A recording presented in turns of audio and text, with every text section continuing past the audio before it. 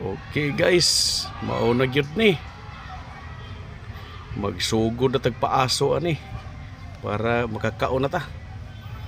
Oh, mao ni sugbata. Sugbatag kuan. Ay, isda o kaning karning baboy. Mao man gini kasagaran nga nindot kayo nga kuan. Nindot yun basta mangaligo og dagat.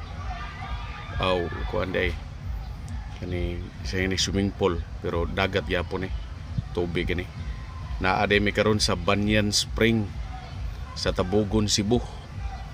So mao ni siya guys, kani isda dako-dako sige ni isda nindot ni isda ni kaluto ni. Hapitan ni 2 ka kilo pero barato ra ni diri sila sa Tabogon. Abunda siguro pud sa ang karning baboy, abunda pud ni diri. Daghan og kanang kuan ba daghan mo gug namuhi diri ni mao na siya barato ra ang baboy diri. Makakaon na ta. O mao na siya ang uban lang ani na makita ninyo guys tanawa.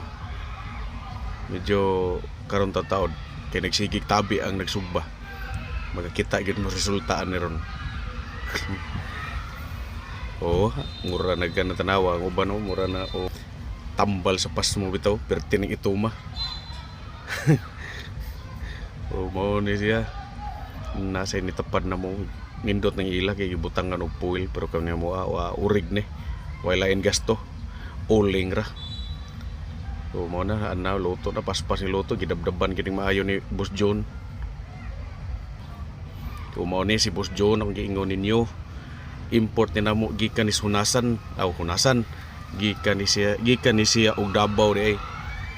So maayo kini siya mudag sugba pagod ang resulta.